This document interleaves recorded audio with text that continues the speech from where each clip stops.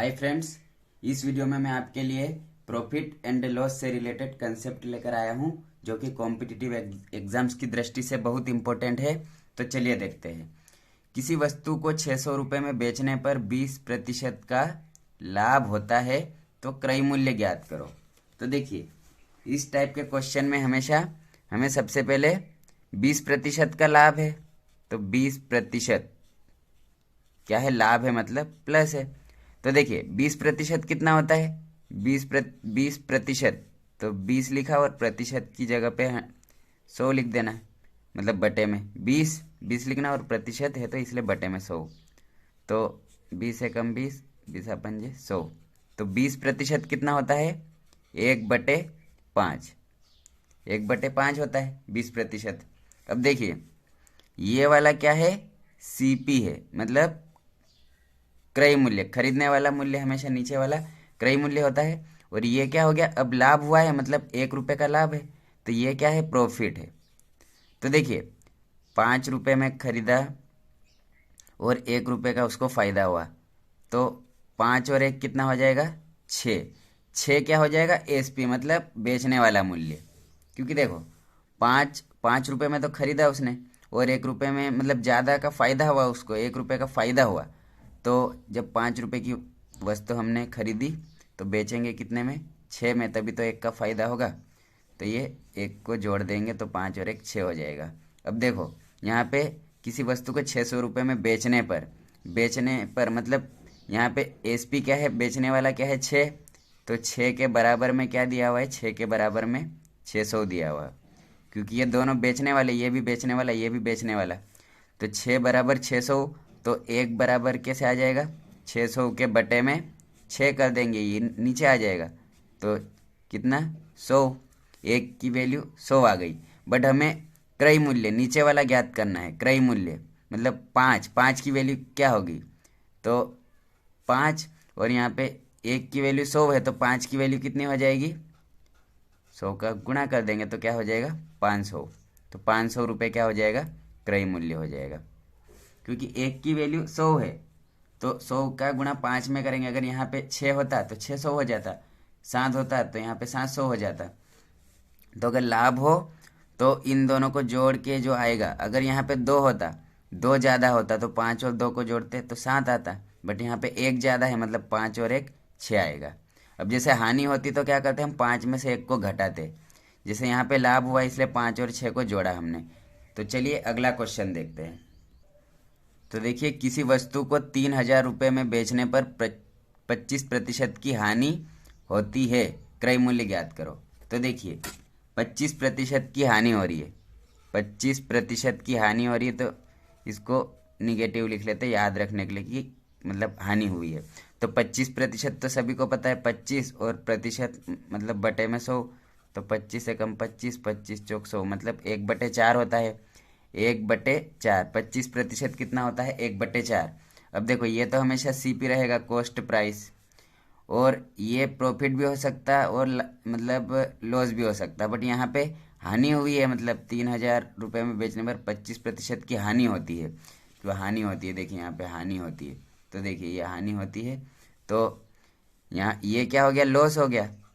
अब देखो, अगर कोई वस्तु 4 रुपये में खरीदी और उसको मतलब 1 रुपये में, मतलब क्या क्या हमने, मतलब 1 रुपये का घाटा हुआ हमको, तो हमने कितने में बेचा होगा उसको, 3 रुपये में तो बेचा होगा, तभी तो 1 रुपये का घाटा। तो 4 में से 1 घटा देंगे, तो इसमें 3 क्या हो जाएगा, एसपी हो जाएगा।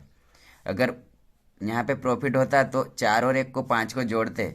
बट हमने 4 रुपये की कोई वस्तु खरीदी और 1 रुपये का घाटा हुआ, तो हमने कितने में बेची होगी उसको, 3 रुपये में बेची होगी, तभी तो हमें 1 रुपये का घाटा होगा। तो देखिए अब क्या करना है, एसपी बेचने वाला, तो वस्तु को 3,000 में बेचने पर, तो 3,000 में बेचा तो कितने का, मतलब 25% की हानि हुई। ये भी बेचने वाला, ये भी बेचने वाला, तो 3 के बराबर क्या दिया हुआ है, 3,000। क्योंकि ये भी बेचने वाला है, बेचना, और ये भी बेचने वाला, तो 1 बराबर क्या हो जाएगा, 3,000 के बटे में 3 लिख देंगे। तो 3 एकम 3, तो 1 बराबर क्या हो जाएगा, 1,000। बट हमें अब ये वाला सीपी है, ये वाला सीपी है, तो हमें क्रय मूल्य ही ज्ञात करना है। तो ये एक की वैल्यू कितनी आ गई 1000, तो 4 की वैल्यू क्या आ जाएगी, 4 इंटू 1000 बराबर 4000। तो हमारे इस क्वेश्चन का आंसर क्या आएगा, 4000 रुपये इसका क्रय मूल्य आ जाएगा। कुछ नहीं किया हमने, हानि थी इसलिए इन दोनों को घटा दिया, अगर लाभ होता तो इन दोनों को जोड़ देते। तो चलिए दोस्तों एक और एग्जाम्पल देता हूँ ताकि आपका कॉन्सेप्ट क्लियर हो जाए। तो चलिए दोस्तों देखते हैं, किसी वस्तु को 400 रुपये में बेचने पर 20% की क्या होती है, हानि होती है, क्रय मूल्य ज्ञात करो। इसमें भी हानि है, तो देखिए हानि हो रही है, किसी वस्तु को 400 में बेचने पर मतलब 20% की हानि हो रही है। 20% की हानि हो रही है मतलब माइनस, तो 20 और प्रतिशत है तो बटे में 100, तो 20 से कम 20, 20 पंजे 100, तो 1/5। तो ये क्या आ गया, 1/5, 1/5 आ गया। 20% 1/5 होता है।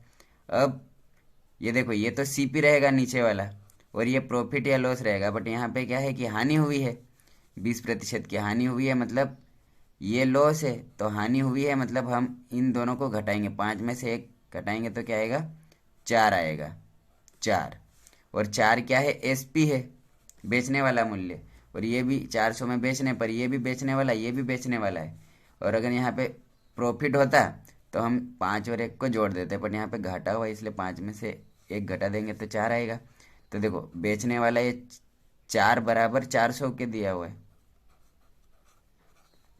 तो 1 बराबर 400 और बटे में 4, तो कितना 100 आ जाएगा। तो देखिए 1 की वैल्यू 100 आ गई, हमें क्या निकालना है, 5 की वैल्यू, क्योंकि सीपी क्या है, क्रय मूल्य क्या है, क्रय मूल्य नीचे ही वाला है, सीपी मतलब कॉस्ट प्राइस, और एसपी मतलब सेलिंग प्राइस, बेचने वाला। तो देखिए जब 1 की वैल्यू 100 है तो 5 की वैल्यू क्या आ जाएगी, 5 इंटू 100 कर देंगे तो क्या आ जाएगा, 500 रुपये। तो हमारे इस क्वेश्चन का आंसर क्या आएगा, 500 रुपये आ जाएगा। कुछ नहीं करना होता, फ्रैक्शंस जैसे 25% दिया हुआ है, तो देखिए 25% को कैसे लिखेंगे, 25 और प्रतिशत इसलिए बटे में 100, 25 से काट देंगे, 25 से कम 25, 25 चौक 100, तो ये 1/4। तो देखिए अगर ये वाला तो सीपी होता है, और ये वाला डिपेंड करता है, प्रॉफिट भी हो सकता है या लॉस भी हो सकता है। तो अगर प्रॉफिट होगा तो इन दोनों को जोड़ देंगे हम, प्रॉफिट होगा तो क्या करेंगे, 4 और 1 को जोड़ देंगे तो 5 सेलिंग प्राइस आ जाएगा, जो जोड़ने पे आएगा वो क्या आ जाएगा, सेलिंग प्राइस। इन दोनों को जोड़ने पे जो आएगा वो सेलिंग प्राइस, और इन दोनों को घटाने पे भी जो आएगा वो सेलिंग प्राइस रहेगा। बट अगर हानि मतलब आएगी इसमें, अगर यहाँ पे कुछ हानि होगी तो 4 में से 1 को घटाएंगे तो 3 आएगा, तो 3 भी सेलिंग प्राइस रहेगा, और 4 और 1 को जोड़ने पे जो 5 आ रहा है वो भी सेलिंग प्राइस। तो सेलिंग प्राइस ये वाला जैसे 4 दिया हुआ और ये 400 के बराबर में दिया हुआ है, दोनों बेचने वाले हैं, तो 4 के बराबर मतलब 400 दिया, तो 1 के बराबर 100, और हमें कॉस्ट प्राइस निकालना है, तो 5 में 100 का गुणा करेंगे तो क्या आ जाएगा, 500 रुपये आ जाएगा।